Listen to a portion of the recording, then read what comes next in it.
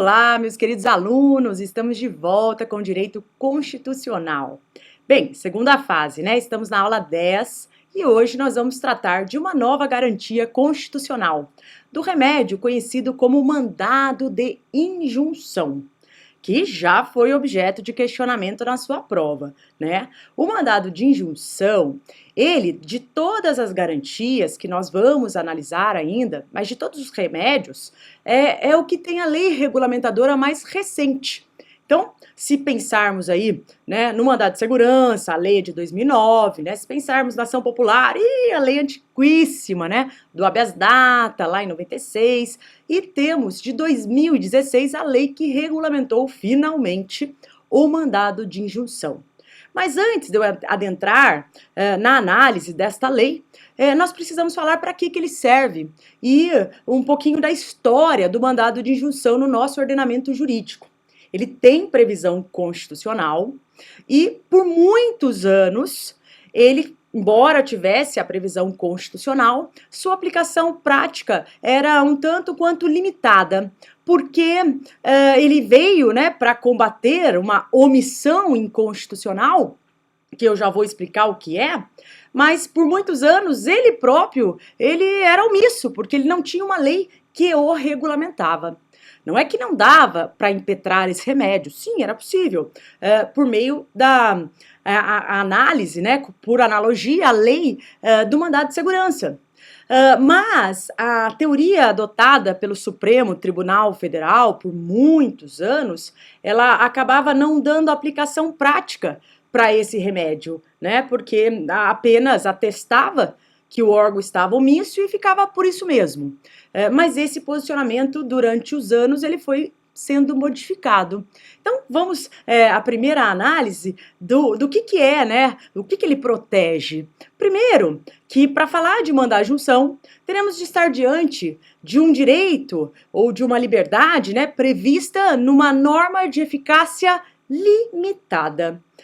Norma esta que dependa da atuação do legislador, dependa dessa atuação infraconstitucional e que não tenha sido feita a lei regulamentadora para que haja, né, para que o exercício do direito nela prevista, na Constituição prevista, possa ser exercido, né, possa ser praticado, possa ser efetivado, tá? Então, a lei, né, a norma constitucional traz um direito, o direito está constitucionalmente assegurado, mas o exercício desse direito está condicionado à sua regulamentação, está condicionado à atuação de alguém que tem que regulamentar a norma prevista na Constituição. Entenderam? Olha lá na nossa tela o nosso primeiro slide. Então, eu vou falar do mandado de injunção e estou nessa partezinha aqui falando da introdução. E aí eu comentei, né, que ele protege direitos previstos em normas constitucionais de eficácia limitada. Pode voltar aqui para mim. As normas constitucionais, só para vocês lembrarem, elas podem ser de 3 espécies, né? Pelo menos a doutrina majoritária considera e o STF classifica assim. Normas constitucionais de eficácia plena, normas constitucionais de eficácia contida ou restringível e normas constitucionais de eficácia limitada. Bom, a plena é aquela que por si só produz a plenitude de seus efeitos. Se por si só produz a plenitude de seus efeitos, ela não depende de norma regulamentadora e, mais do que isso, ela não admite que uma lei restrinja o seu conteúdo. Porque ela, se basta, ela já ela já é autoaplicável, certo? Então, essas normas não dependem de lei e não admitem lei que restringe o seu conteúdo. Já a norma de eficácia contida, também chamada de restringível, são aquelas normas que, num primeiro momento, elas são iguais à plena, porque elas também produzem a plenitude de seus efeitos. Mas elas deixam aberto a possibilidade do legislador contê-las, restringi-las, limitá-las, certo? Essa é a norma de eficácia restringível ou contida. Exemplo, artigo 5º, inciso 13 da nossa Constituição. que diz lá que é livre qualquer trabalho, ofício ou profissão, vírgula, atendidas as qualificações que a lei estabelecer. Se estabelecer. Tá certo? Então veja, a contida depende de lei? Não, ela não depende de lei para produzir efeitos. Até porque, num primeiro momento, ela é igual à plena. Mas ela autoriza, ela deixa em aberto a possibilidade do legislador restringi-la, contê-la. Por exemplo, o Estatuto da OAB, que diz, olha, para que o sujeito exerça a advocacia, ele precisa não apenas cursar os 5 anos da universidade, da faculdade de Direito, né? Como ele precisa também ser aprovado no exame de ordem, pagar a anuidade, prestar o juramento. Há uma série de requisitos para que o sujeito possa exercer a advocacia, além dos 5 anos do bacharelado, além dos 5 anos do curso da faculdade de Direito. E pode fazer isso?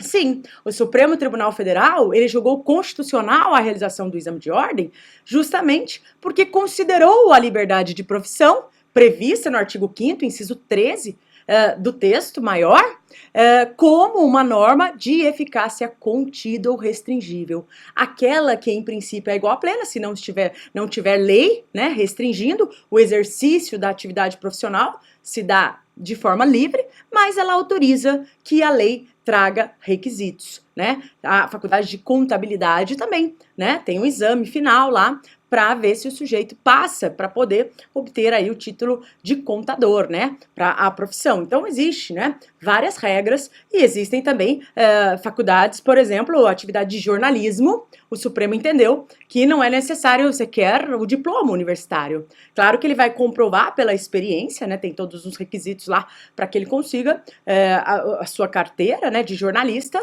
mas ele não vai precisar do diploma universitário. Não é isso, né, que vai fazer aí a diferença. Enfim, essas são as normas de eficácia contida ou restringível. O mandado de junção, ele tem a ver com aqueles direitos previstos em normas de eficácia limitada, que são aquelas que, para produzirem a plenitude de seus efeitos, elas dependem, né, de regulamentação, tá certo? Existem aí, então, olha o que diz o artigo 5º, inciso 71, sobre o cabimento do mandado de injunção. Lá na tela, ó. Conceder-se-á mandado de injunção sempre que a falta de norma regulamentadora torne inviável o exercício dos direitos e liberdades constitucionais e das prerrogativas inerentes à nacionalidade, à soberania e à cidadania, direitos e liberdades constitucionais e das prerrogativas inerentes à nacionalidade, soberania e cidadania. Pode voltar aqui para mim para nós conversarmos um pouco. Então, não é qualquer direito previsto numa norma de eficácia limitada, não regulamentada, que vai ser objeto de mandado de injunção. Entenderam? Não estamos falando de algo abstrato. Aqui nós temos o objetivo específico, né? Que é justamente tutelar, né? Qual que é o objeto, qual que é o objetivo do mandado de injunção? Tutelar esses direitos subjetivos que tenham relação, né, com direitos e liberdades e prerrogativas inerentes àqueles objetivos lá traçados no texto constitucional. Nacionalidade, soberania, né, e cidadania. E esses direitos só não estão podendo ser exercidos porque não há uma lei que os regulamente. Não há uma lei que diga como nós podemos exercer tais direitos. Entenderam? O exercício está condicionado à elaboração da lei. E aí agora eu vou entrar nas teorias. Então, por muitos anos, o que é que acontecia? O mandado de junção era impetrado, Supremo Tribunal Federal acolhia a tese, né? Entendia de fato que, por exemplo, o Poder Legislativo estava em mora, o Congresso Nacional tinha que ter regulamentado, mas não regulamentou a norma, e, portanto, ele estava praticando, entre aspas, uma inconstitucionalidade por omissão. O seu não agir, quando deveria, era tido como inconstitucional. Mas por muitos anos, o que o Supremo fazia? Reconhecia a mora, comunicava o órgão omisso, né? Declarava, né? A sentença era apenas declaratória, declarava que o órgão omisso, que o órgão estava em mora, né? Que deveria regulamentar, mas não concretizava o direito, não resolvia a situação prática levada até ele, porque o órgão recebia a comunicação formal e ficava por isso mesmo. É como se comunicasse esta regra e ele falasse, tá bem, eu estou omisso, mas vou continuar, porque ainda não tenho previsão de quando vou criar a lei regulamentadora. E ficava por isso mesmo. O argumento utilizado pelo Supremo era que, se ele mandasse o órgão legislativo criar a norma regulamentadora, ele estaria ferindo o princípio da separação dos poderes, que cada um tem as suas próprias atribuições, atividades típicas, né? E aí, se o Supremo resolvesse a questão, ele também estaria ferindo esse princípio, porque passaria a atuar como legislador, criando aí uma norma abstrata e genérica. E isso perdurou anos no STF. Se vocês olharem, né, por muitos anos, o STF adotou a teoria, lá na tela que agora eu vou colocá-la para vocês, ó. Adotou a teoria, adotou a teoria. Deixa eu pegar aqui a canetinha.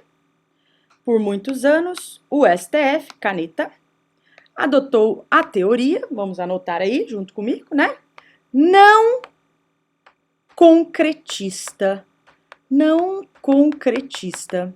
O que é essa teoria não concretista, né? Bom, por muitos anos, né, e por quase 20 anos, o Supremo Tribunal Federal, volte para mim, como eu comentei, atestava que o órgão estava em mora e ficava por isso mesmo. Ele não resolvia o caso concreto, entenderam? Ele apenas dava uma sentença declaratória dizendo que o órgão estava omisso. E aí, por conta disso, nós começamos a perceber que muitos mandados de injunção eram impetrados, né? Muitos remédios, mas que o caso não resolvia, né? E aí nós nos deparamos diante daquilo até que o Supremo nomeou como síndrome da inefetividade das normas constitucionais. Olha só, síndrome, né? Uma coisa que já contagiou, né? Da inefetividade. E não efetividade. Do quê? Das normas constitucionais de eficácia limitada não regulamentadas. Então, essas normas que não tinham regulamentação, elas eram ineficazes. E isso foi tomando conta, né? Até que o Supremo Tribunal Federal, no julgamento, né, de alguns mandados de injunção relacionados à greve, ao exercício de greve por parte do servidor público, que é garantido constitucionalmente, né? Esse exercício é garantido constitucionalmente, mas com um detalhe, né? Nos termos da lei específica, é assim que está na Constituição. E o Supremo Tribunal Federal falou, opa, peraí, ele se cansou dessa coisa de só atestar, de só declarar. Então essa greve, esse mandado de injunção sobre a greve do servidor público, ele mudou, né? Uma mudança drástica de posicionamento, adotando, portanto, olha aí na tela, a teoria concretista. Concretista. Que agora, essa teoria concretista, conforme nós colocamos aí, ela determina, sim, né, que a sentença, olha lá, teoria concretista, ela determina que a sentença que conceda aí o mandado de injunção, ela não possui apenas natureza declaratória, mas que ela realmente reconheça e tenha a função de concretizar. Pode voltar aqui comigo. E tem aí a função de concretizar, de resolver, de constituir aquele direito. Então ele falou o seguinte, olha, enquanto não sobrevier a lei específica do servidor público, nós não vamos impedir o servidor público de fazer greve. Ele vai fazer a greve nos termos e limites da lei do empregado lá, da lei do serviço privado. É isso mesmo. Então, enquanto não sobrevier a lei regulamentadora específica, nós vamos a utilizar, analogicamente, a lei geral lá do regime privado de greve. Entenderam? Então, essa teoria concretista, nós podemos falar que ela se divide. em concretista individual e concretista geral. Qual seria a diferença entre a concretista individual e a concretista geral, tá? A individual, o Supremo resolve a questão que chegou até ele, mas dá eficácia apenas para as partes. Ele resolve o caso concreto, que chegou até ele pela via do mandado de injunção. Concretista individual, ele resolve o caso concreto que chegou até ele. Efeitos interpartes, tá? Já a concretista geral, ele não resolve apenas aquele caso que chegou até ele, né? Ele resolve aquele caso do servidor público lá da greve e fala, ó, eu vou aplicar isso de forma geral para todos os servidores públicos que quiserem fazer greves. Né? Qual é o caminho do Supremo? O caminho do Supremo, embora tenha essa decisão, né, da greve, que de fato ele deu esse caráter geral, mas o caminho é pela teoria concretista individual, intermediária. Este é o caminho da jurisprudência. Sempre foi, tá? O caminho sempre foi não. Depois da mudança drástica, né? Porque eu falei que por mais de 20 anos a teoria adotada pelo Supremo era não concretista. Então, após a mudança, né, para a mudança fulcral aí, porque foi uma mudança drástica na jurisprudência do Supremo, após a mudança, o caminho sempre foi nessa concretista individual de resolver aquele caso concreto.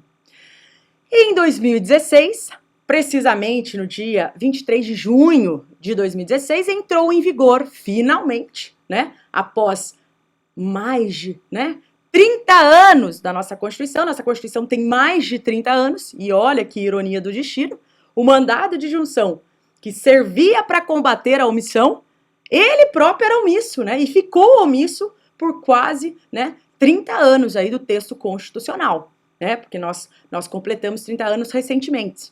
A Constituição completou 30 anos recentemente. Então, o texto permaneceu aí sem a devida regulamentação, o mandado de injunção, por muito tempo. Mas, precisamente em 23 de junho de 2016, entrou em vigor a Lei 13.300, aí na tela, até coloquei para vocês, ó, a Lei 13.300 de 2016, e esta lei, né, ela regulamentou, é a norma regulamentadora que tratou do mandado de injunção. Esta lei adotou a teoria concretista intermediária. Por quê? Porque se for reconhecida, né, então, teoria concretista intermediária, anotem aí. Opa, canetinha às vezes não funciona. Intermediária. Certo? Ótimo. A individual intermediária foi a teoria adotada pela lei. Então, veja, né? Se for reconhecida a mora, o órgão jurisdicional competente deferirá a injunção para quê? Para determinar ao órgão jurisdicional competente um prazo razoável, né? Para determinar um prazo razoável para que o órgão omisso, volte para mim, resolva, né? Regulamente. Ou ainda o próprio Poder Judiciário vai, né, estabelecer as condições em que se dará o exercício do direito, ou ainda, né, as condições para que haja uma outra ação específica para viabilizar o exercício desse direito. Então, ele adotou sim, né, foi no meio termo, mas seguiu, certamente a lei seguiu o caminho já dado pela jurisprudência do STF após a mudança nesse posicionamento em relação aos efeitos, né, da sentença em sede do acordo, em sede de mandado de injunção.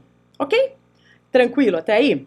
Ótimo. Então, para resumir, olha lá, o objeto desse remédio é tutela, né? Tutelar os direitos subjetivos inerentes à nacionalidade, à soberania e à cidadania, cujo exercício encontra-se obstaculizado pela falta de norma infraconstitucional regulamentadora. Ok? Legitimidade. Então, volta para mim. Feita essa premissa, e foi importante aqui em relação ao mandado de injunção, para que vocês conheçam algumas expressões, né, e os nomes das teorias adotadas pelo Supremo, não só para peça prático-profissional, mas isso também já foi objeto de questionamento em questão. Eu até trouxe, né? Não trouxe só a peça, eu trouxe a peça, mas trouxe também algumas questões que já foram objeto, questões subjetivas, que já foram objeto de questionamento na sua prova da FGV, que é interessante que nós façamos. E aí a análise e o conhecimento dessas teorias se faz necessário, tá?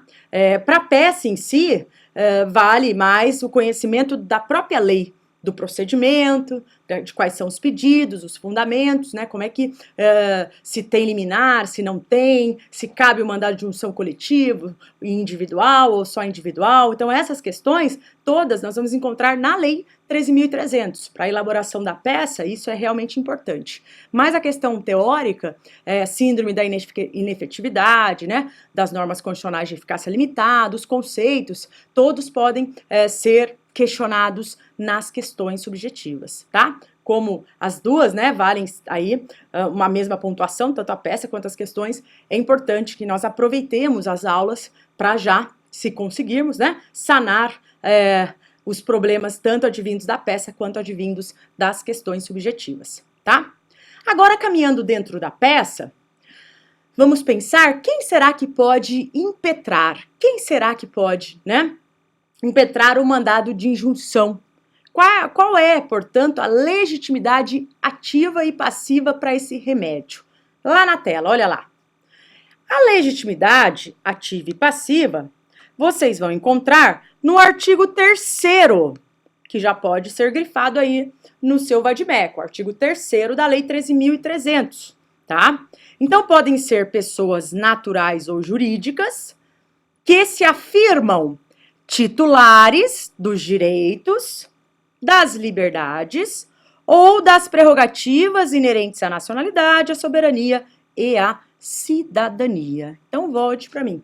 Não importa se é uma pessoa natural ou jurídica, mas ela tem que, ao menos, né, mencionar, né, a titularidade em relação a esses direitos mencionados aqui, né, direitos e liberdades e prerrogativas inerentes à nacionalidade, soberania e cidadania, tem que ficar claro isso, porque se não for, pode ser uma ADI por omissão, que é uma ação do controle concentrado de constitucionalidade, tá? Só será garantia do mandado de junção se tiver relação com esse objeto específico, direitos e liberdades constitucionais e prerrogativas inerentes à nacionalidade, soberania e cidadania, direitos esses, olha na tela que eu complementei, cujo exercício se manifesta inviável em virtude da ausência e ou insuficiência de norma regulamentadora.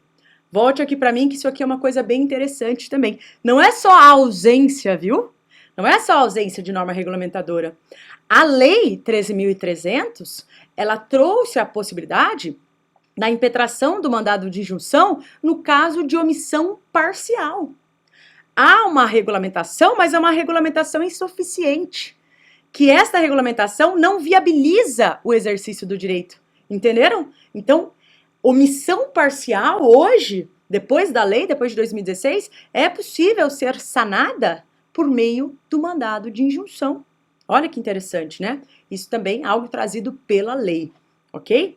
Outra coisa importante é a seguinte: imaginemos que esteja tramitando no Congresso já um projeto de lei relacionado àquela omissão, relacionado àquele direito que você está questionando aqui, que não está podendo exercer porque não tem a lei regulamentadora, mas vem aí o Congresso com a desculpa de que, peraí, já há projeto de lei nesse sentido. Inclusive, nós já aprovamos da Câmara. Falta a aprovação por parte do Senado. Vocês entenderam? Não, o Supremo entende que só o projeto de lei não viabiliza o exercício do direito, de modo que a existência de um projeto de lei naquele sentido não retira a responsabilidade do poder público em concretizar, em viabilizar, em regulamentar aquele direito para que ele possa ser exercido. Entenderam? Isso pode aparecer na sua prova também. Ah, já há projeto de lei, mas projeto de lei não é lei aprovada. Projeto de lei não viabiliza. É uma mera expectativa de viabilização do direito, mas é só expectativa. Tá? Interessante aí. E quem que vai figurar no polo passivo? Quem é que nós vamos colocar como impetrado na sua peça prático-profissional relacionado ao mandado de junção? Olha lá na tela. Agora, de novo, é o artigo 3º quem responde essa pergunta. E ele nos ensina o poder, o órgão ou a autoridade com a atribuição para editar a norma regulamentadora. Além, obviamente, né, da pessoa jurídica que o ente integra ou está vinculado, tá? O artigo 4º nos impõe esta obrigação de também, né, mencionar, colocar aí a pessoa jurídica que o ente integra ou que está vinculado. Mas, num primeiro momento, a legitimidade passiva é do poder do órgão ou autoridade que tenha essa atribuição para criar a norma regulamentadora. Volte para mim para eu explicar um pouquinho. Vocês sabem, né, em relação ao processo legislativo, 2 temas que eu falei que caem bastante, né? Nós vimos lá nas primeiras aulas o que cai mais, quais são os temas que caem mais na segunda fase da UAB em Direito Constitucional. E vocês vão encontrar lá, né? Controle de constitucionalidade, processo legislativo, vocês vão encontrar várias questões sobre esses assuntos. Então, imaginemos, você sabe que no processo legislativo, uma das fases, a primeira fase, é a chamada fase de iniciativa. Alguém tem que deflagrar, alguém tem que começar esse projeto de lei, tá? Para depois ser discutido, votado, depois sancionado ou vetado, enfim, depois promulgado, tá? Tem todo o passo a passo do processo legislativo para a formação, criação das leis. Mas existem alguns projetos, e você já estudou isso para a primeira fase também, que são de iniciativa reservada ao presidente da República. Lá o artigo 61, parágrafo 1º da nossa Constituição, aqueles projetos chamados projetos de iniciativa privativa do presidente da República. Há alguns temas que só podem ser iniciados pelo presidente da República. Por simetria, no âmbito estadual, só podem ser iniciados, traz projetos, pelos governadores. E no âmbito municipal, só pelos prefeitos. Imaginemos que o assunto tem a ver com um projeto, com um tema reservado à iniciativa privativa do presidente. Será que eu vou ter que colocar o presidente da República ou o Congresso? Quem que está em mora? O Congresso que não fez a lei ou o presidente que não iniciou? Opa! O presidente que não iniciou. Agora, se o presidente tiver iniciado e aí o projeto está parado no Congresso, daí sim, né, nós vamos falar vamos transferir, né, essa questão da mora ao Congresso. Mas num primeiro momento, gente, quem que tem que iniciar é quem está praticando a omissão, porque se o presidente não inicia, o Congresso não pode iniciar, né? Até porque nós vimos um projeto de iniciativa reservada ao presidente, de iniciativa privativa do presidente da República. Tudo bem, por exemplo, né, leis que disponham, né, sobre os servidores da União, né, seu regime jurídico, provimento de cargos, estabilidade, aposentadoria, né, um regime de competência, é um tema, né, é um assunto de competência privativa do presidente da República, tá? Essas são algumas observações sobre a legitimação passiva e sobre a legitimidade passiva impetrado, tá? Agora, em relação à competência para julgamento deste remédio, mandado de injunção. Olha comigo na tela.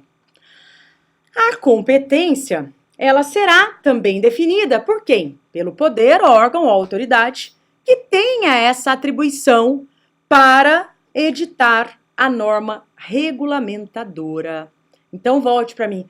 Do mesmo modo lá, né, do mandado de segurança que nós vimos, normalmente, né, aquela autoridade que praticou, né, o ato, né, sim, aqui também, normalmente pela autoridade, né, a autoridade que tem a atribuição para regulamentar, então a competência vai ser definida por ela. E aí nós vamos ver, né, mandar junção no STF, no STJ, né, no TSE também tem possibilidade, até mesmo no âmbito estadual. Tá? E dentro do STF nós temos competência originária e competência recursal, mas eu coloquei todos os artigos aí para vocês não se perderem no momento, né, da descoberta para quem enviar, para quem encaminhar o remédio. E porque definida a competência é que nós passamos para a elaboração do endereçamento, né? Só vamos fazer aí o endereçamento após a definição da competência, tá bom? Então olha lá comigo na tela.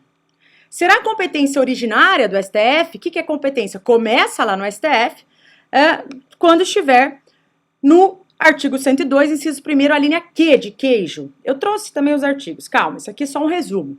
Será competência do STF em recurso ordinário, de acordo agora com o inciso 2º, a linha A. Será competência do STF, do STJ, e aí é uma maneira implícita, até da jurisprudência, né? Quando estivermos diante de recurso extraordinário ou recurso especial contra decisões proferidas em mandado de injunção. E aí tem os artigos que fundamentam, o 102 do STF e o 105 do STJ. Será competência do STJ de forma originária nas hipóteses da linha Q, do inciso 1º do artigo 105 da nossa Constituição. E também há a possibilidade, né, de mandar junção de competência da Justiça Militar, Eleitoral, do Trabalho. É só ler, né, a linha H, inciso 1º do 105, numa interpretação a contrário senso, tá bom?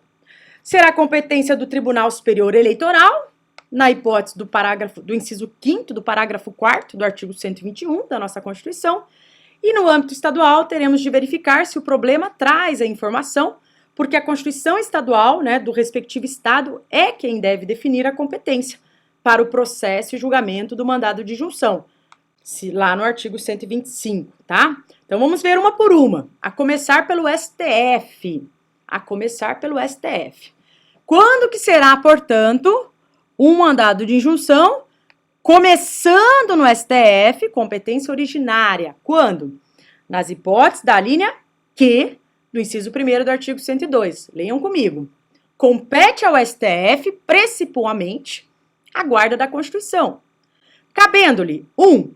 Processar e julgar, lá, ó, originariamente, começa lá, o mandado de injunção, quando a elaboração da norma regulamentadora for atribuição, olha lá, primeiro, do presidente da República. Então volte para mim. Se cair um daqueles assuntos que você, professor, acabou de me explicar, do artigo 61, parágrafo 1º, aqueles assuntos reservados à iniciativa privativa do presidente, uma omissão relacionada a temas daquele artigo, é competência do STF? É competência do STF. Por quê? Porque o projeto é de iniciativa. Quem é que está em mora? Quem é que não iniciou quando deveria iniciar? O presidente da República. Tudo bem? Também será competência do STF nas hipóteses, olha na tela, da elaboração da norma regulamentadora, tiver atribuição de quem? Quando a elaboração da norma regulamentadora for atribuição de quem? Número 2, do Congresso Nacional. Também competência do STF. Quando?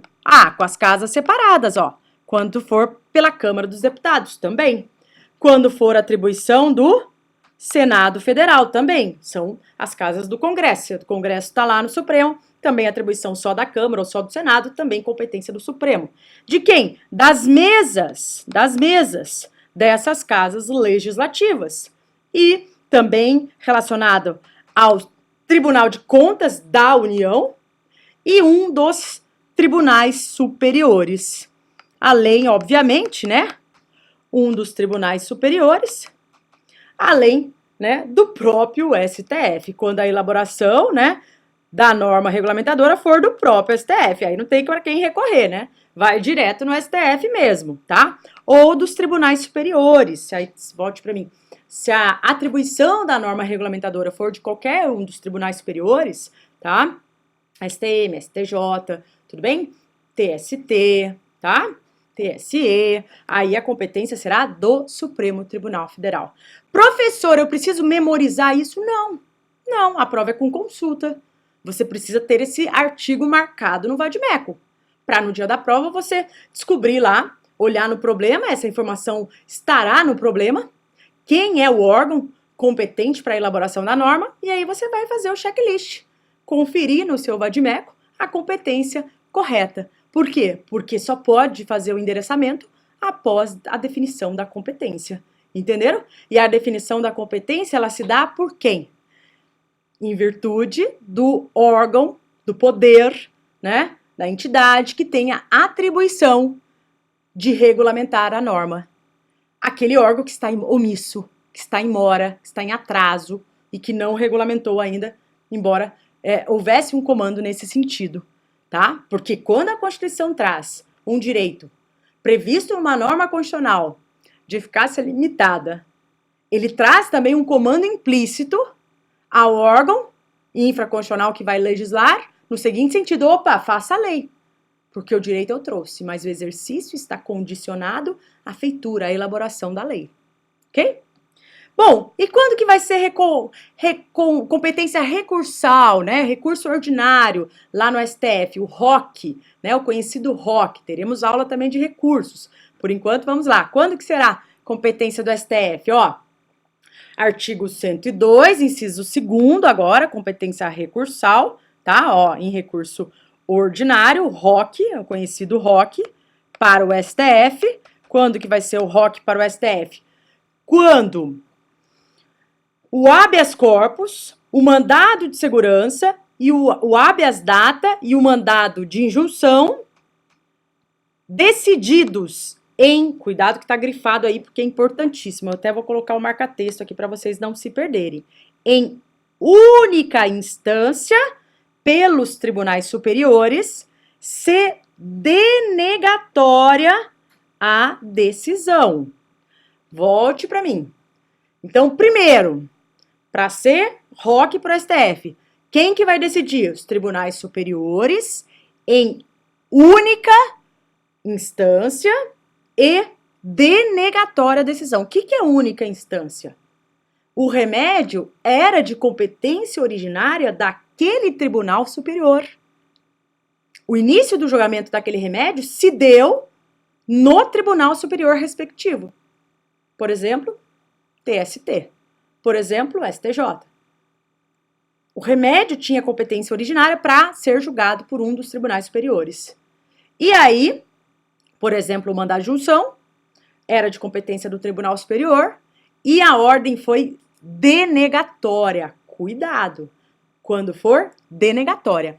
Única instância e denegatória. Isso aqui tem que estar grifado na sua Constituição. Porque o examinador troca essas palavras e vocês acabam confundindo. Só se ele negar, se o Tribunal Superior negar a concessão da ordem em qualquer desses remédios. Estamos falando aqui especificamente do mandado de injunção. Tudo bem? Ótimo. Mais uma, olha lá na tela.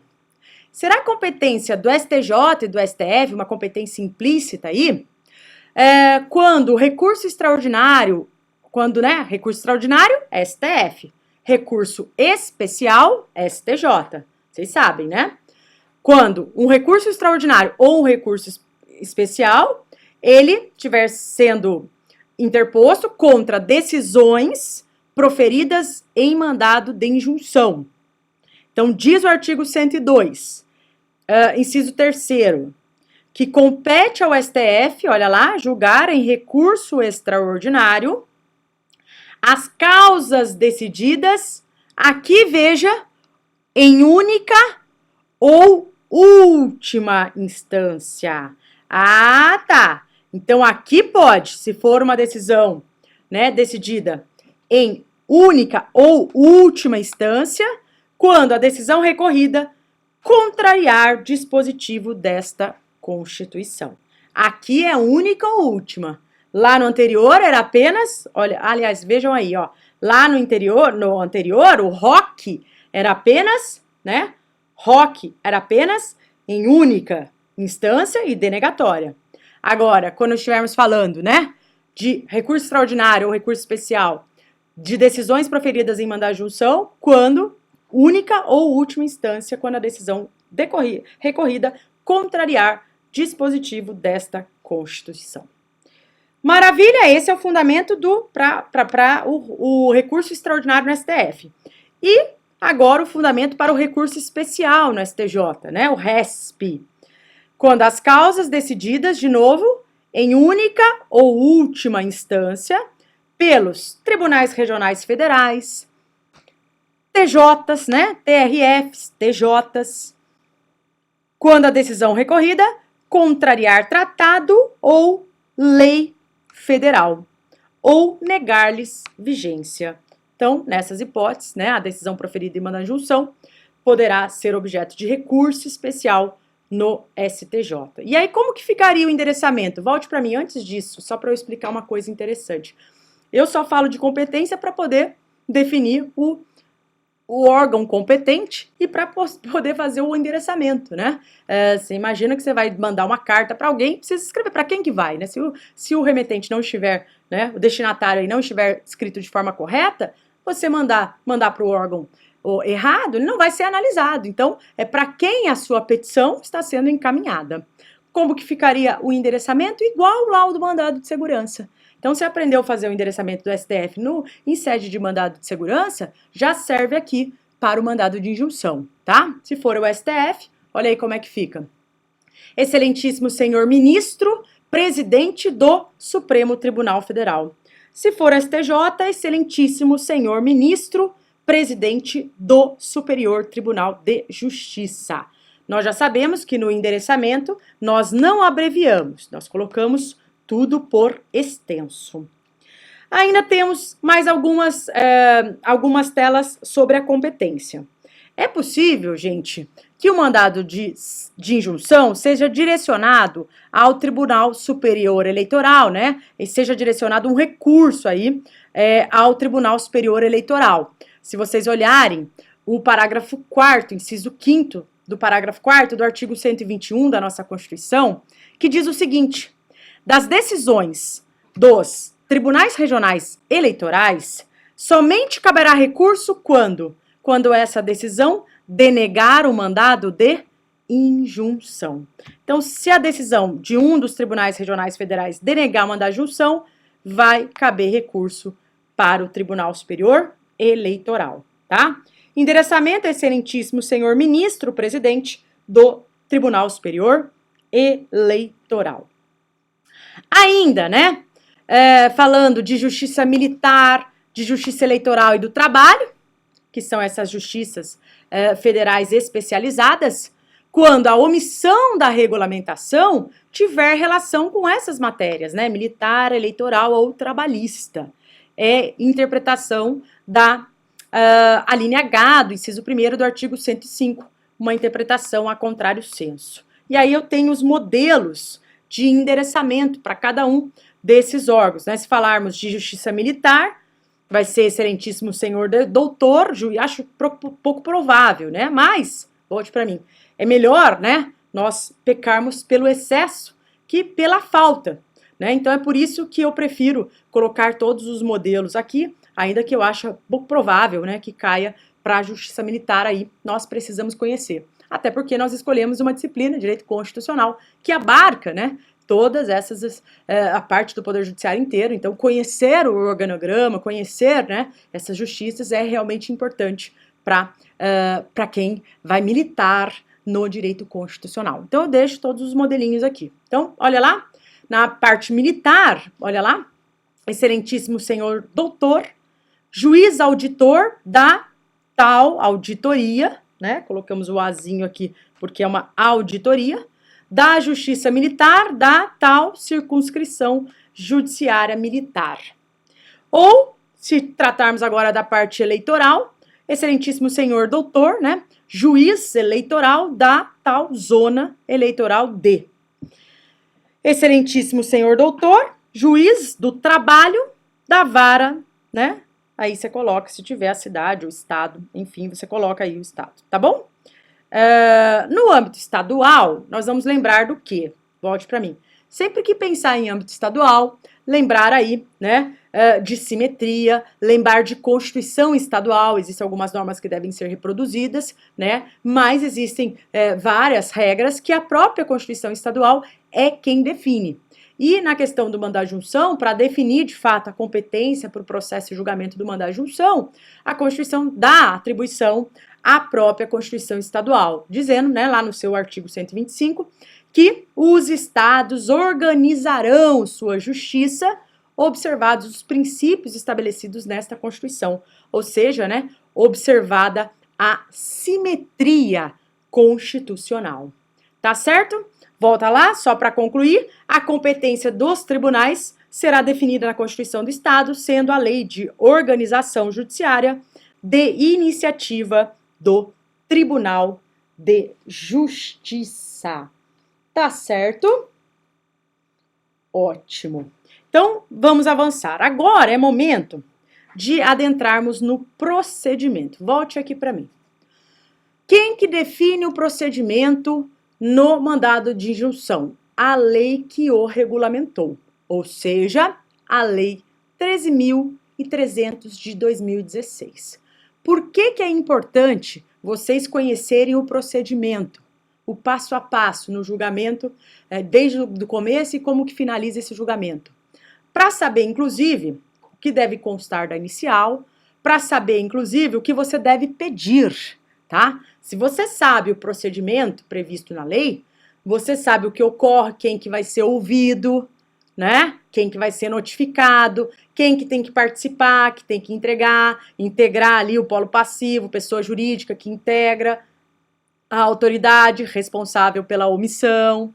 Então, quem conhece o procedimento tem uma facilidade maior no momento de pedir, no momento de reproduzir esse passo a passo lá na parte dos pedidos. Então, é por isso, né, que eu fiz questão de colocar para vocês o procedimento do mandado de injunção. Tendo em vista que a lei, né, mais nova de todos os remédios, ela precisa ser analisada com um pouco mais de cuidado, tá bom?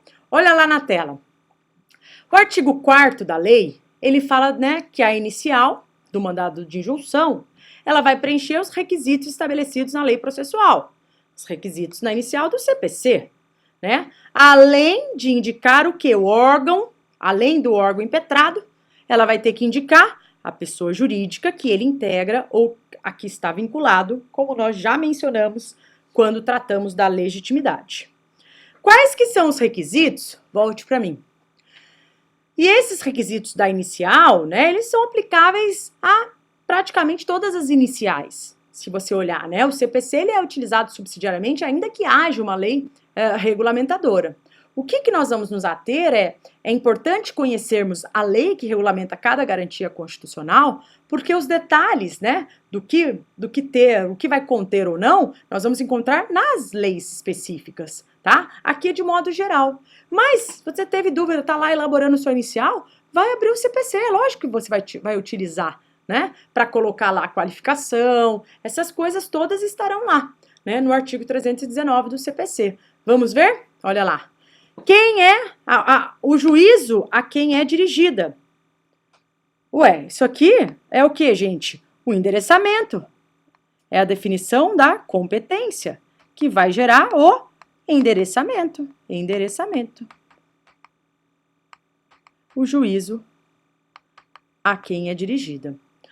Os nomes, sobrenomes, né, prenomes, o estado civil, a existência da união estável ou não, profissão, número do CPF, ou cadastro nacional da pessoa jurídica, endereço eletrônico, né? Importante, domicílio, residência do autor e do réu. Fato, fundamentos jurídicos, pedido com suas especificações, valor da causa, as provas, né? Com que o autor pretende demonstrar a verdade dos fatos, né? Em especial quando há prova pré-constituída lá no mandado de segurança, né? Vai colocar, né? Que a prova já está lá, porque não vai produzir provas. A opção do autor pela realização ou não de audiência de conciliação e mediação. E aí nós temos aí os requisitos da inicial e entrando na lei do mandado de injunção, relacionado especificamente à prova, ó, pode ser que ela não esteja, né, nas mãos de quem está impetrando. Então, quando o documento necessário à prova do alegado encontrar-se em repartição ou estabelecimento público, tá? Mesmo que esteja nas mãos de um terceiro ou de uma autoridade, e você pedir esse documento e houver recusa, vai ser, né, vai ter que pedir, o impetrante vai ter que pedir a exibição do documento no prazo de 10 dias, tá? Devendo, nesse caso, ser juntada cópia à segunda via da petição. O que mais? O parágrafo 6º, o artigo 6º, parágrafo único, ele fala do indeferimento da inicial de mandado de injunção, falando que ela pode ser, né, indeferida desde logo se for manifestamente incabível ou manifestamente improcedente. É como lá, né, no processo civil, no 330, é semelhante o indeferimento. E aí cabe agravo em 5 dias, tá? Volte aqui para mim. Ainda tem mais um passo a passo, né? O que, que acontece se for reconhecida a mora, né? O passo a passo relacionado ao procedimento. Mas nós já deu aqui o horário do nosso primeiro bloco, então nós faremos um intervalo e daqui a pouco a gente volta com muito mais direito constitucional. Espero você. Até já!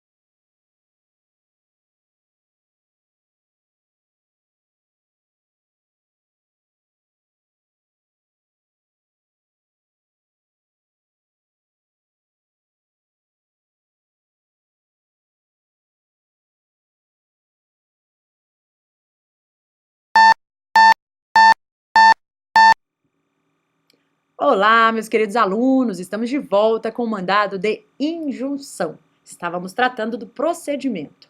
E aí nós vamos agora analisar o artigo 5º, que fala o que o juiz vai determinar, né? Vai ordenar a partir do momento que ele receber a petição inicial do mandado de injunção. Então, olha na tela, eu falei que é importante nós conhecermos esse procedimento, principalmente para a elaboração dos pedidos, né? E essas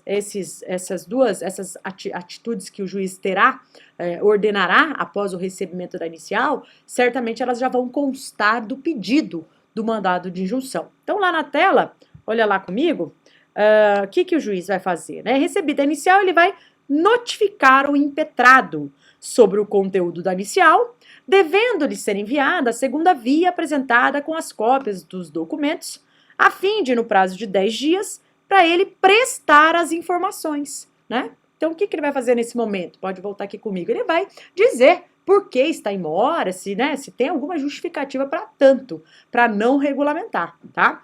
Além disso, o juiz vai ter que dar ciência a quem, gente? Ao órgão, lá na tela de novo, de representação judicial da pessoa jurídica interessada, para que, querendo, ela ingresse no feito. Lembrar que depois, né, de apresentadas as informações, ele vai ter que ouvir o Ministério Público, né, em até 10 dias, tá? Que vai emitir aí parecer, se após os autos serão conclusos para a decisão. Então, volte para mim. Esses já são 2 artigos importantes para vocês colocarem na peça lá no final, no momento dos pedidos. Então, o artigo 5º, inciso 1º e 2º, ele já fala, né, da notificação do impetrado para prestar informações, já fala, né, da ciência da ação ao órgão de representação judicial da pessoa jurídica interessada, tá? Já fala da oitiva do Ministério Público, o artigo 7º. Então, são 2 artigos bem importantes para serem colocados lá no final, quando tratarmos dos pedidos. Tudo bem? Outra coisa, imaginemos que esteja tramitando aí o mandado de injunção, certo? Qual o objetivo? Comunicar que o órgão está omisso, que ele deveria regulamentar a norma, mas não o fez no tempo hábil. Ok, se durante o trâmite do mandado de injunção sobrevém a norma regulamentadora, o que acontece com o mandado de injunção? Bom, no primeiro momento, ele vai perder o objeto. Por quê? Qual era a finalidade dele? Pressionar aí o órgão omisso para que ele crie essa norma. Mas se ele fez, mesmo sem a determinação judicial, né, obviamente que o processo, né, ele vai perder o seu objeto e, portanto, ele vai ser, né, a impetração vai ser declarada prejudicada e o processo será extinto sem resolução do mérito, tá? Se a norma regulamentadora, ela sobrevier após o julgamento do mandado de injunção, será que ela vai ter aplicação, se for após o julgamento?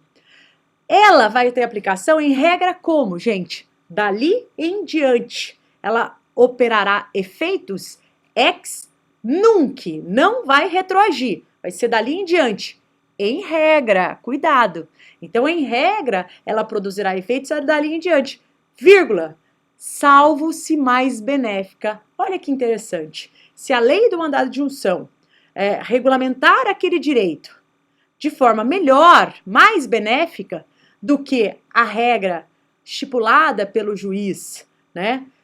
As condições dadas pelo juiz para o exercício do direito, naquela sentença lá, naquele acórdão do julgamento do mandado de injunção, aí a norma poderá retroagir. É como lá no penal, tá certo?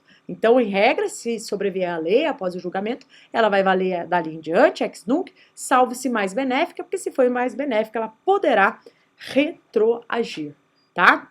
Então, professora, o que eu tenho que me ater, né? Quais são as peculiaridades deste remédio?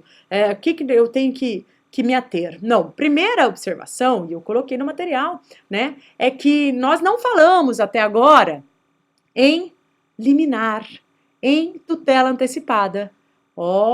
Se nós não falamos, é porque não há previsão legal e a jurisprudência pacífica, né, já se consolidou no sentido de que não cabe liminar em mandado de injunção. Então essa é uma informação relevantíssima, tá? Para o dia da sua prova. Você, se tiver esquecido, dê uma passada de olho, né, na Lei 13.300, que não é extensa, e vocês vão ver que não há previsão sobre o cabimento de liminar ou tutela antecipada em mandado de injunção. E este é o posicionamento. Sempre foi assim na jurisprudência, e como a lei, né, ela silenciou no tocante à possibilidade de liminar, certamente se ela quisesse, né, que isso fosse modificado pela jurisprudência, se ela quisesse, por meio de previsão legal, ela poderia ter feito isso, mas não fez. Né? Então, o silêncio nós podemos interpretar que esse silêncio eloquente da lei, no sentido de que não cabe liminar, tá?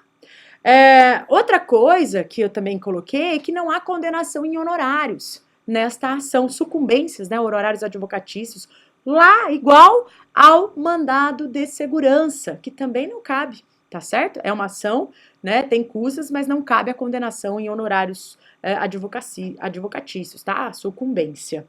E lembrar, vamos lá para a tela, coloquei, né? Que é possível a impetração do MI coletivo.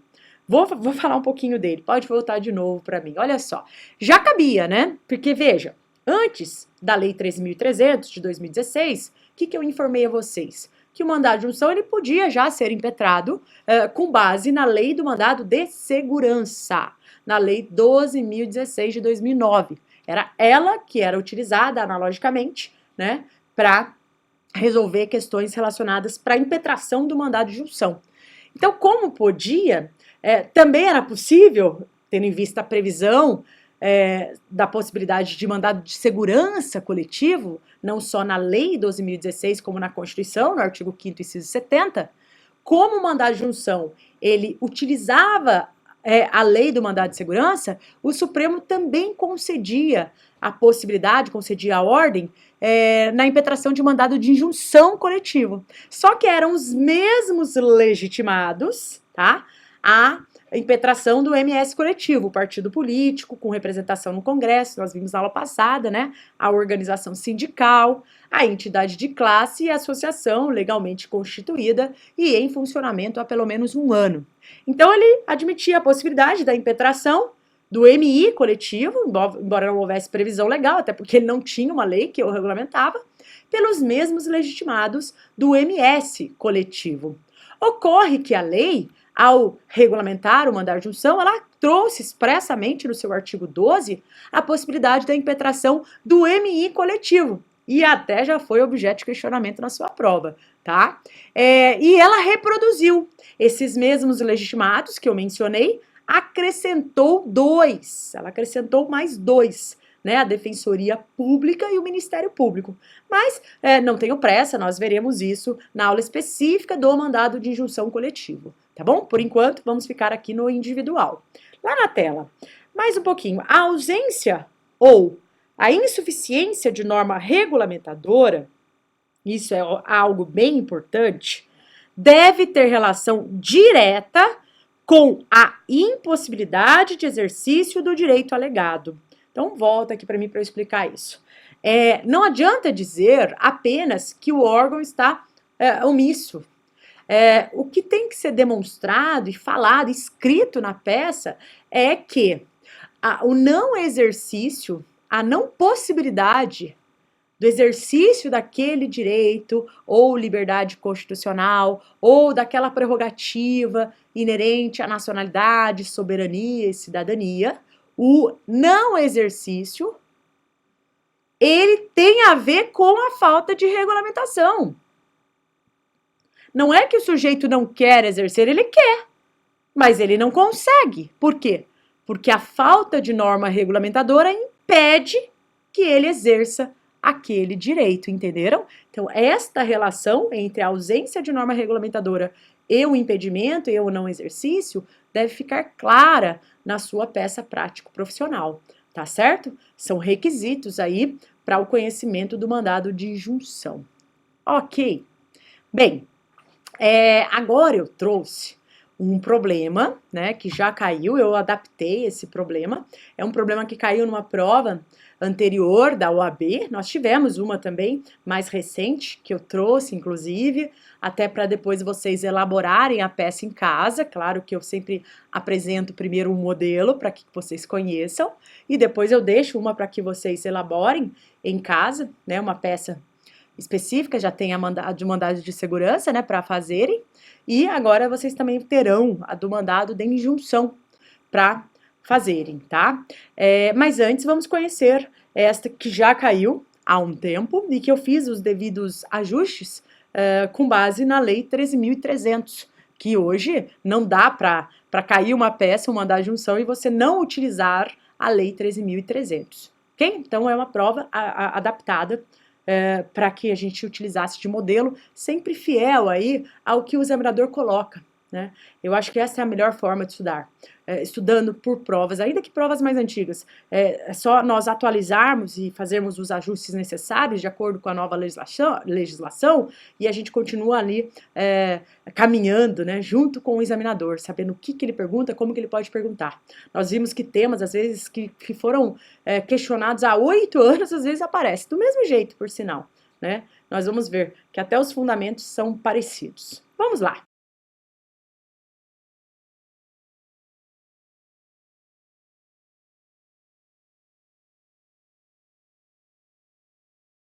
Foi, então, uma peça profissional requerida num exame de segunda fase para a OAB em Direito Constitucional. Joana Augusta laborou durante 26 anos como enfermeira do quadro do Hospital Universitário ligado a determinada universidade federal, mantendo no desempenho de suas tarefas, em grande parte de sua carga horária de trabalho, contato com agentes nocivos, causadores de moléstias humanas, bem como materiais e objetos contaminados, né? Então, laborou em contato, né, com agentes nocivos. Essas já são informações importantes. Outra coisa, que ela fazia isso em uma universidade federal. Em conversa com um colega, Joana obteve a informação de que, em razão das atividades que ela desempenhava, poderia requerer aposentadoria especial, com base no parágrafo 4º do artigo 40 da Constituição Federal de 88. A enfermeira, então, requereu administrativamente sua aposentadoria especial, invocando como fundamento de seu direito o referido dispositivo constitucional. No dia 30 de novembro de 2008, Joana recebeu notificação de que seu pedido havia sido indeferido. Opa, então, o pedido foi indeferido. Qual o pedido, gente? Só para relembrar, de aposentadoria especial, por conta lá daquela atividade, né, que era em contato com agentes nocivos, causadores de moléstias humanas, bem como com materiais e objetos contaminados. A administração pública justificou o indeferimento com base na ausência de lei. Olha que bacana aqui a dica, né? Falando em ausência de lei que regulamente. Bom, falar em ausência de lei regulamentadora já é uma indicação do nosso examinador que ele está falando de alguma coisa, né, não regulamentada e que, portanto, pode ser um mandado de injunção ou até mesmo uma ADI por omissão, né, também chamada de ADO, ADI por omissão, ADO, né? Mas, como ele está falando de um caso concreto, provavelmente ele está querendo já induzir o candidato a responder com o correto, né, que é o mandado de injunção. Ok, o indeferimento com base na ausência de lei que regulamente a contagem diferenciada do tempo de serviço dos servidores públicos, para fins de aposentadoria especial. Ou seja, sem uma lei que estabeleça os critérios para a contagem de tempo de serviço em atividades que possam ser prejudiciais à saúde dos servidores públicos, a aposentadoria especial não poderia ser concedida. Nessa linha de entendimento, Joana deveria continuar em atividade até que completasse o tempo necessário para a aposentadoria por tempo de serviço.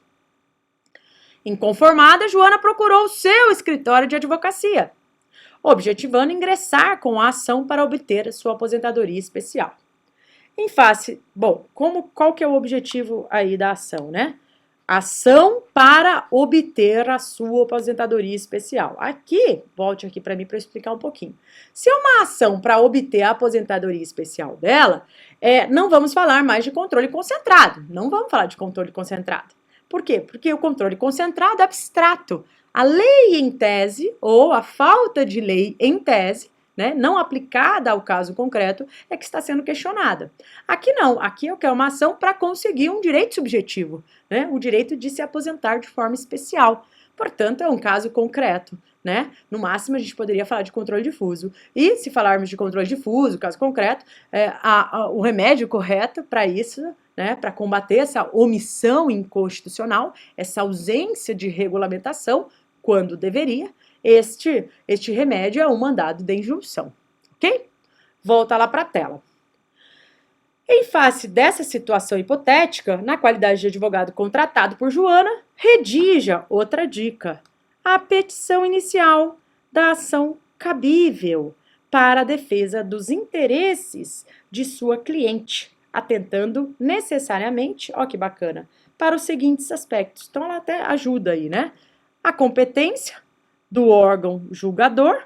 Por quê? Porque com base na competência nós vamos saber fazer o endereçamento, né? O endereçamento, a competência, o órgão que tem a ver com o órgão omisso, né? A legitimidade ativa e passiva, para nós descobrirmos quem será o impetrante e o impetrado, opa, vou para cá, impetrante e o impetrado, certo? Argumentos de mérito, nada mais são do que os fundamentos jurídicos, né? Os fundamentos, que podem ser constitucionais, legais, né? Súmula, princípios, e os requisitos formais da peça judicial proposta, ou seja, né? As devidas notificações, os requisitos do CPC, da inicial, 319, que nós já vimos, tá? Então, voltando aqui, a petição inicial da ação cabível. Volte para mim. Aqui estava tranquilo, né? Se falar de petição inicial, certamente vai ser ou um remédio, ou uma ação ordinária, uma ação comum, ou até mesmo uma ação do controle concentrado, uma ação constitucional, mas ela já deu o caminho, né, que era uma petição inicial, tá? Uma petição inicial para obter sua aposentadoria especial, com um caso concreto. E como que ela vai obter isso? Se ela conseguir combater a omissão inconstitucional, a falta de regulamentação quando deveria. Então, o remédio correto, de fato, é o mandado de injunção. Primeira coisa, organizar as ideias, né? Essa é a estratégia, é aquele esboço, aquele rascunho da peça que nós já conversamos na aula de mandado de segurança, tá? Então, organizando as ideias aqui juntos, olha lá comigo, ó. Qual que é o remédio? Já descobrimos que é o mandado de injunção. Fundamento da Constituição, artigo 5º, inciso 71, né? Mas, claro, você já vai colocar aí, canetinha, né? Mais a lei que o regulamenta, Lei 13.300 de 2016, né? A garantia individual, olha lá, que visa tutelar em concreto, né? Visa tutelar direitos subjetivos violados diante da falta de norma regulamentadora, né? Que regulamente o dispositivo constitucional. Volte para mim.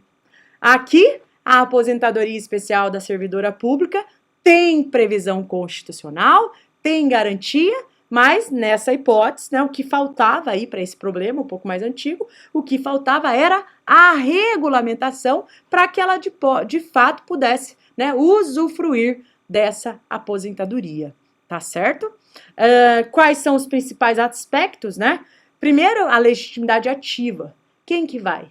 Quem será o impetrante? Bom, quem quer a aposentadoria? Sua cliente, a Joana Augusta, né? Que é a sua cliente. Quem que vai figurar no polo passivo? Então, olha aquela observação que eu fiz, né? Se falar de regime jurídico, lembra que eu falei essa observação na passada, agora no bloco anterior, né? Se falar de regime jurídico, aposentadoria, né? Relacionado aí ao servidor público federal, precisa de lei, ok, específica, mas a iniciativa desse projeto de lei é de quem? É reservada ao presidente da República. Eu escutei vocês respondendo daqui, é isso mesmo. É reservada, é um projeto de iniciativa privativa do presidente da República. Só ele pode iniciar. Portanto, o Congresso não pode dar andamento num processo, num projeto de lei, se o presidente, que é quem deve iniciar, não fez. Quem é que é o primeiro órgão omisso? Quem é a primeira autoridade omissa? O presidente da República, tá? Então, olha lá, a legitimidade passiva nós colocamos aí. Será do presidente da República, de acordo com o artigo 61, parágrafo 1º, inciso 2º, a linha C da nossa Constituição. A competência será, portanto, do Supremo Tribunal Federal. Volte para mim, lembram que eu falei para vocês? Definido o órgão omisso, definida a autoridade, descoberta a autoridade que deveria regulamentar e não regulamentou, com base nesta autoridade, com esse poder, né, nesse órgão, é que nós definiremos a competência. E quando um projeto de lei, a edição da norma, é de competência do presidente da República, a competência será do Supremo Tribunal Federal, competência originária. O mandado de junção será julgado originariamente pelo STF, tá? Artigo 102, inciso 1º, a linha Q de queijo. Foi o primeiro artigo que nós analisamos ao tratarmos da competência do STF relacionada ao mandado de junção. Lembram? Olha lá, hein? No mérito, olha lá. No mérito, na questão relacionada aos fundamentos jurídicos, você vai falar, né, do cabimento do mandado de junção, artigo 5º, 71, vai falar da aplicação imediata das normas que definem direitos fundamentais, artigo 5º, parágrafo 1º da Constituição, vai falar, né, também de fundamentos legais, né, fundamentação legal, essa seria a fundamentação constitucional, mas tem também a fundamentação legal, advinda da lei que regulamenta o mandado de junção, ou seja, a Lei 13.300, de junho de 2016, e vai também ter que falar lá no seu mérito sobre a omissão quanto à regulamentação do artigo 40, parágrafo 4º, inciso 3º, volte para mim, que é justamente o artigo que traz o direito, né, à aposentadoria especial nessas condições insalubres, né, essas condições que nós vimos, que ela, né, materiais e objetos contaminados, essas condições especiais que fazem com que o tempo, né, dessa aposentadoria reduza. Então, tem o cabimento, só que faltava aí a lei regulamentadora, né? Então, você vai dizer que a omissão se dá em relação à falta de regulamentação desta aposentadoria prevista, desta possibilidade de aposentadoria especial por parte do servidor público federal, prevista no parágrafo do inciso 3º do parágrafo 4º do artigo 40 da nossa Constituição. E já vai pedir, já vai colocar, né, que você quer a aplicação analógica da 8.213 de 91, né, enquanto não sobrevier a lei específica, tá?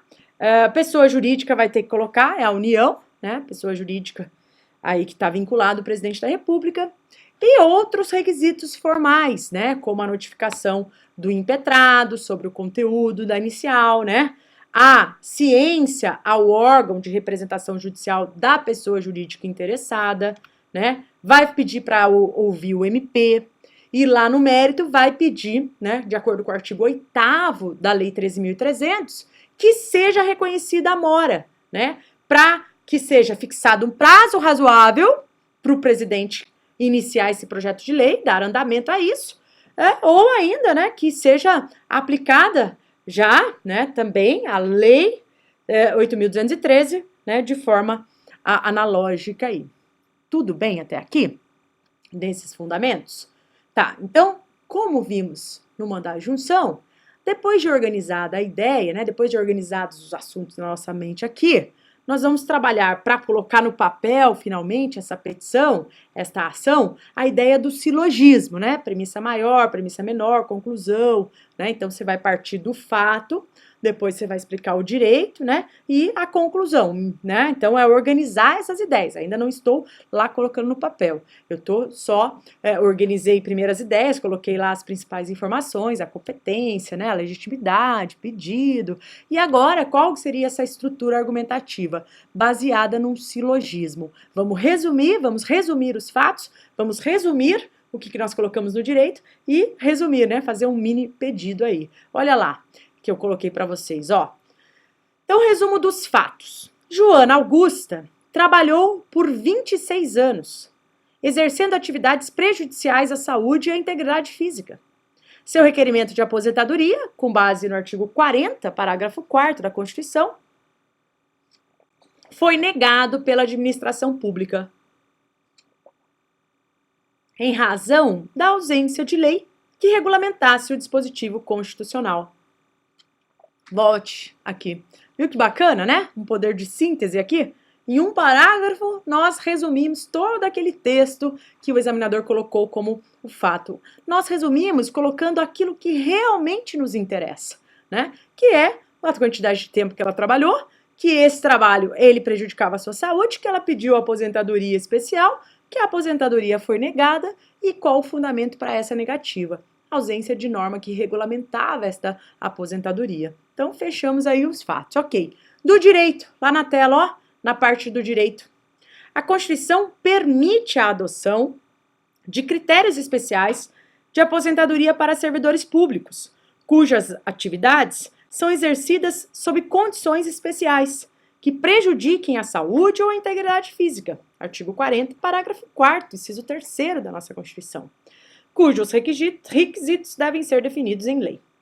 A Lei 8.203, de 91, prevê a aposentadoria especial para as pessoas abrangidas pelo regime geral de previdência social, no seu artigo 57, caput, parágrafo 1º. Logo, diante da omissão inconstitucional do Presidente da República em regulamentar esta aposentadoria especial do regime próprio de previdência, Joana tem direito a se aposentar nos termos do artigo 40, parágrafo 4º, inciso 3º, observando os requisitos da aposentadoria especial do regime geral de previdência social. Pode voltar aqui comigo. Entender o que é que deve constar na parte do direito? Deixar claro que o direito tem previsão constitucional. A aposentadoria especial da servidora pública federal tem fundamento constitucional. Seu exercício está condicionado à feitura da lei regulamentadora. Não há a lei regulamentadora, mas existe uma lei do regime geral. Aplique-se essa lei enquanto não sobrevier a lei regulamentadora. É isso. E é isso que nós vamos colocar agora ao elaborarmos a nossa peça prático-profissional. Combinado? Tá, na tela então. Excelentíssimo senhor doutor, ministro, presidente do STF, doutor aí facultativo, você coloca ou não, Joana Augusta, você vai colocar a qualificação, nacionalidade, estado civil, enfermeira, endereço, né, as informações que estiverem no problema. Escrita CPF tal, por seu advogado, que firma o presente, seu advogado, com escritório para recebimento de intimações, endereço eletrônico, vem a presença de Vossa Excelência e impetrar mandado de injunção. Em face do excelentíssimo senhor presidente da República, nos termos do artigo 5º, inciso 71, e da Lei 13.300 de 2016. Dos fatos. A impetrante laborou durante 26 anos como enfermeira do quadro do Hospital Universitário, ligada a determinada universidade federal, mantendo no desempenho de suas tarefas, em grande parte de sua carga horária de trabalho, contato com agentes nocivos causadores de moléstias humanas, bem como com materiais e objetos contaminados. Volte para mim. Aqui na parte dos fatos, né, você já sabe, nós vamos reproduzir o que está no problema. Transformar aquele bloco em problema em parágrafos e concatenar as ideias, né, mas o examinador não vai, né, se ater muito aqui aos fatos. Então, só contar para ele o que ele já contou por meio do problema, agora você conta por meio de ideias um pouco mais organizadas, porque elas se transformam, em vez de um questionamento, ela se transforma nos fatos dentro da sua petição de inicial de mandado de injunção, ok? Olha lá. Com base no parágrafo 4º do artigo 40 da Constituição Federal de 88, a enfermeira requereu administrativamente sua aposentadoria de especial. No dia 30 de novembro de 2008, a impetrante recebeu notificação de que seu pedido havia sido indeferido, tendo a administração pública justificado o indeferimento, com base na ausência de lei que regulamente a contagem diferenciada do tempo de serviço dos servidores públicos, para fins de aposentadoria especial. Ou seja, sem uma lei que estabeleça os critérios para a contagem do tempo de serviço em atividades que possam ser prejudiciais à saúde dos servidores públicos. A aposentadoria especial não poderia ser concedida.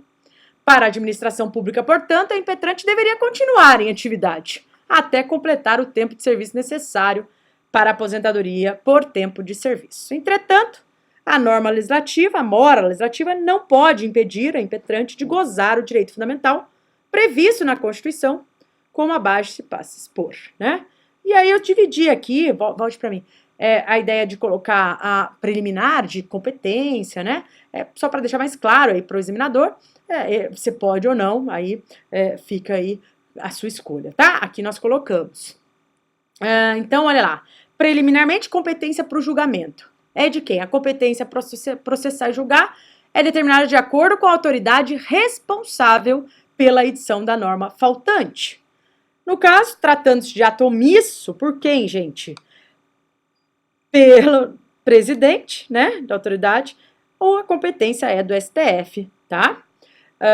Aí coloca o artigo 61, parágrafo 1º, inciso 2º, a linha C, e o 102, inciso 1º, a linha Q, né, que trata da competência do STF na hipótese de elaboração, né, de norma de iniciativa do presidente da República.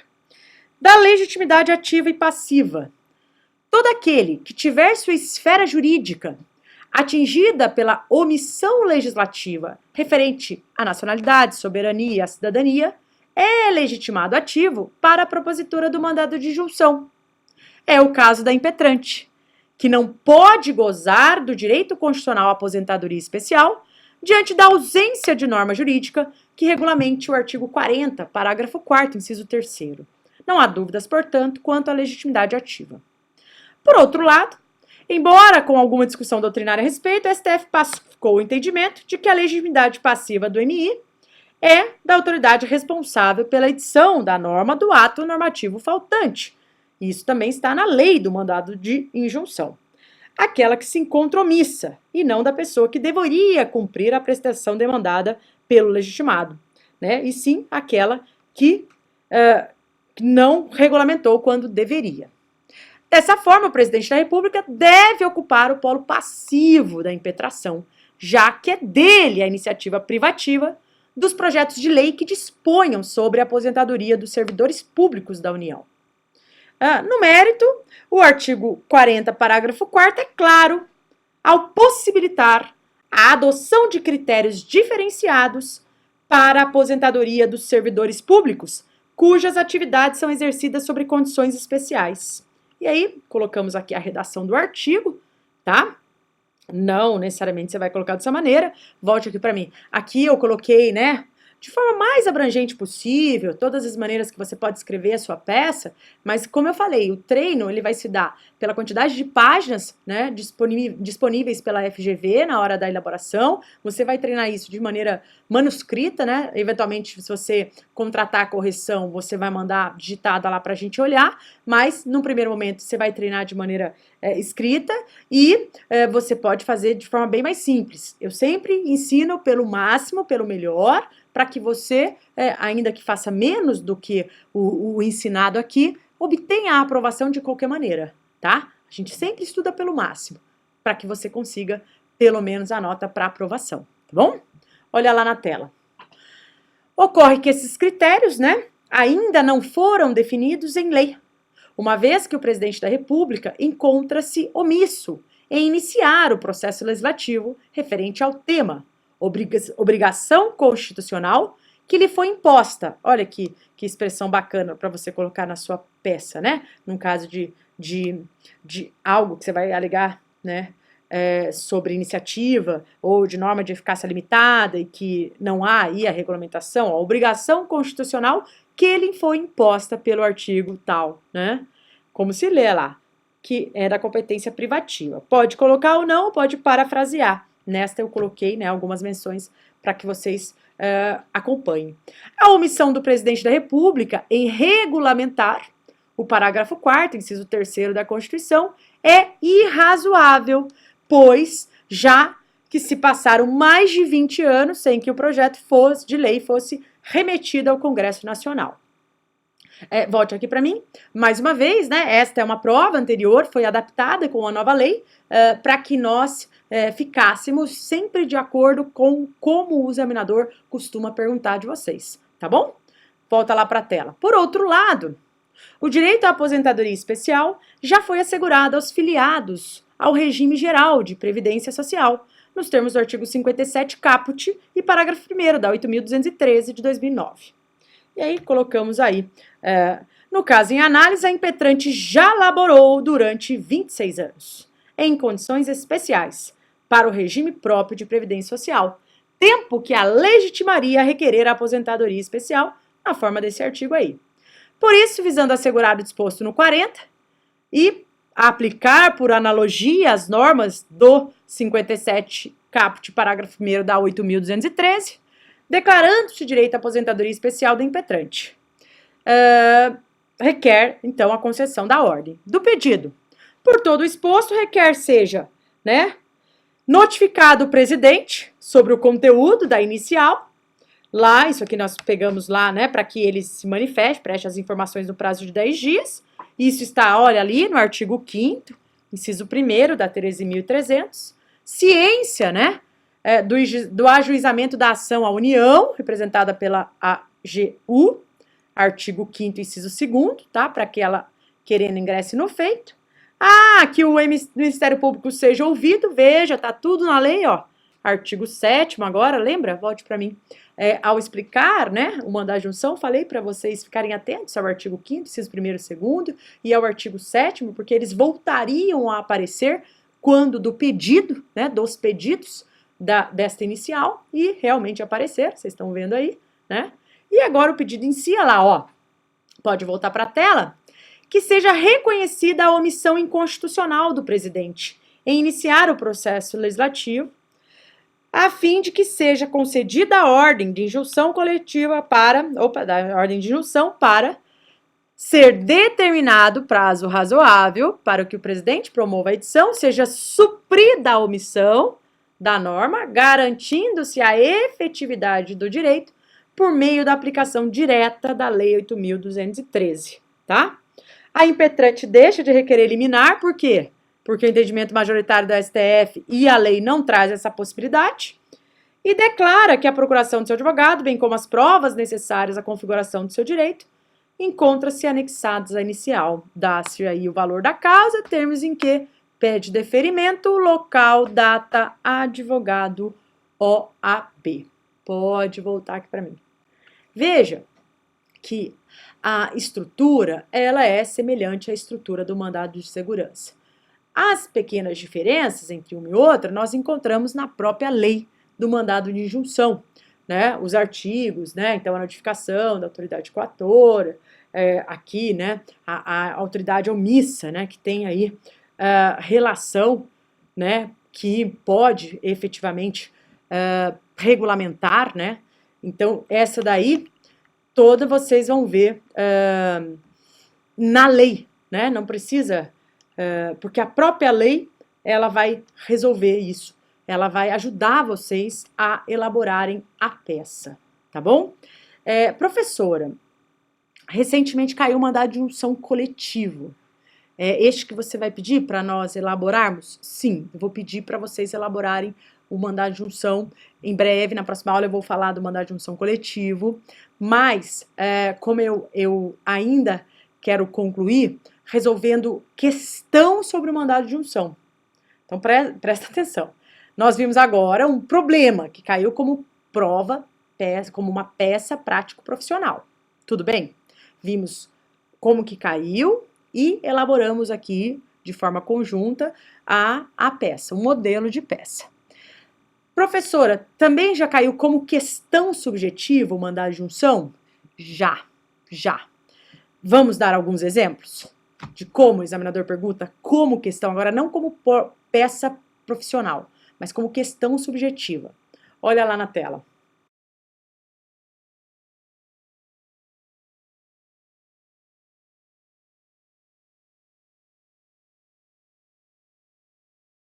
Maria, servidora pública federal, exerce a função de auxiliar a enfermagem há 25 anos, cumprindo carga horária de 40 horas semanais.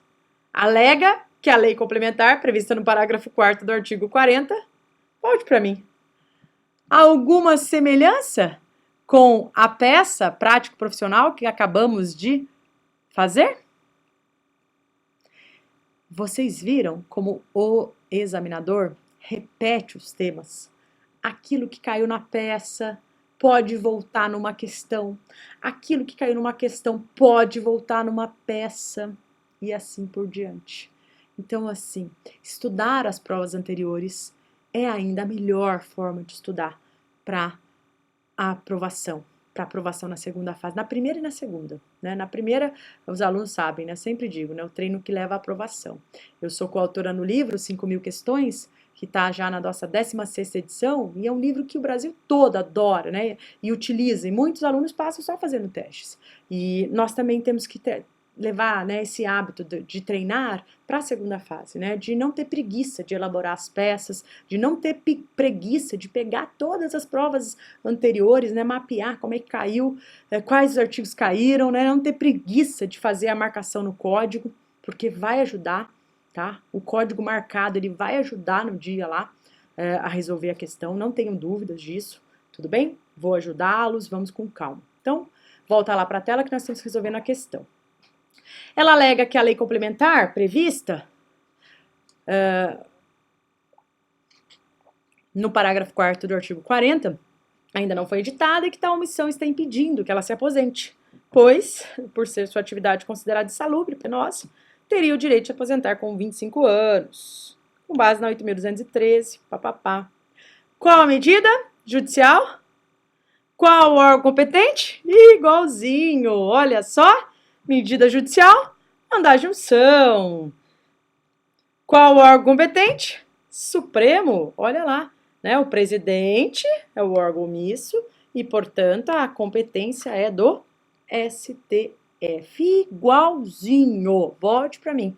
A única diferença entre essa questão que eu acabei de colocar para vocês e, né? A única diferença entre a questão e a peça profissional se dá na forma em que aquilo foi perguntado e de maneira mais simples na questão, de maneira um pouco mais aprofundada no momento da elaboração da peça profissional, tendo em vista que ela, de fato, é mais elaborada do que uma questão. Mas o assunto era o mesmo, o conhecimento era o mesmo, os artigos eram os mesmos, até a profissão exercida pela fulana era de enfermagem, né, enfermeira, enfim, tudo igual, né? Mais uma questão na tela.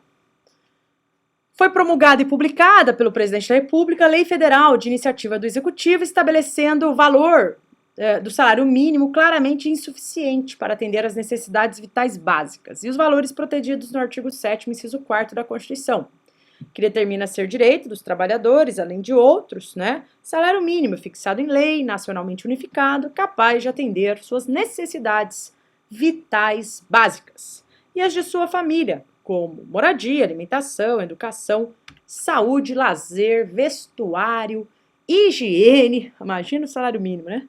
Transporte e previdência social, com reajustes periódicos, que lhe preservem o poder aquisitivo, sendo vedada a sua vinculação para qualquer fim estabelecido. Em face dessa situação hipotética, e considerando que o escritório de advocacia em que você trabalhe seja contratado para questionar a constitucionalidade dessa lei, indique com a devida fundamentação a ação mais adequada ao caso. Bom, como ficaria então a resolução da questão?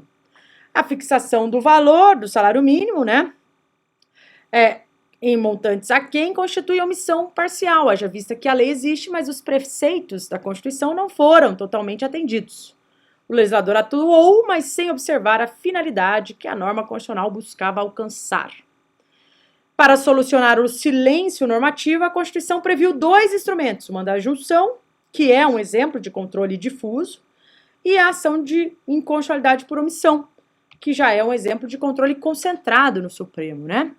Como a questão exige a indicação da ação mais adequada ao questionamento da norma em si, a hipótese seria de ADI, por omissão parcial. Uma vez, né, que o mandado de junção, ele tem aí o interesse subjetivo. Outra coisa é que a declaração de inconstitucionalidade lá no mandado de junção, ela só pode figurar como causa de pedido e não como pedido principal. Volte para mim, a declaração de inconstitucionalidade, né, só vai ser utilizada como pedido principal nas ações do controle concentrado, abstrato, né? Não no caso concreto aqui.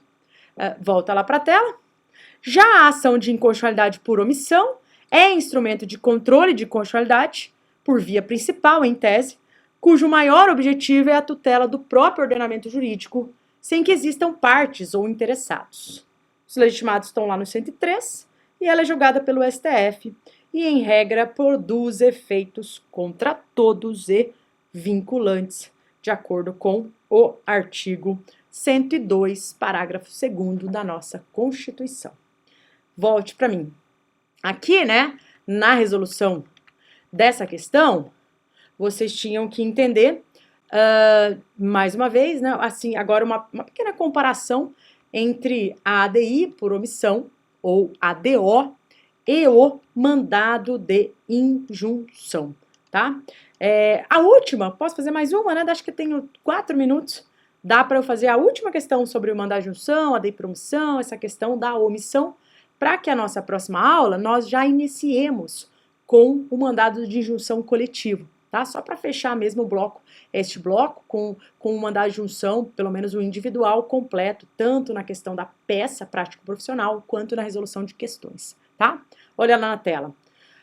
Suponha que você seja procurado por um cliente em dúvida sobre a melhor medida a ser tomada para solucionar determinada questão e que ele lhe encaminhe pedido de esclarecimentos técnicos sobre as principais diferenças entre a ADI por omissão, né, e o mandado de junção. Acerca desse tema, redija um texto dissertativo abordando de forma objetiva e fundamentada os seguintes aspectos. Mais uma vez, a comparação, né? Natureza e finalidade de cada um, legitimidade ativa e passiva, competência e eficácia da decisão relativamente aos sujeitos por ela atingidos. E aqui tem uma resolução interessante, extraída lá do nosso livro, né, o livro de segunda fase da OAB, que eu faço parte, vocês já conhecem, né, já mostrei, mas, de qualquer forma, se vocês quiserem dar uma olhadinha, olha só, coloca aqui, só para mostrar para eles rapidamente, né? Esse nosso livro aqui de segunda fase, tá? Para a OAB. Se vocês quiserem, vocês podem adquirir, eu já comentei, né? Pelo próprio site da editorafoco.com.br, só se atenda, que é a segunda fase, prática administrativa e constitucional. E coloquem lá a senha de desconto professora Bruna, que vocês obtêm com um desconto legal. Este livro, esses materiais, né, esses modelos, essas resoluções das questões, nós extraímos desse material aí, nessa nossa obra coletiva, tá bom?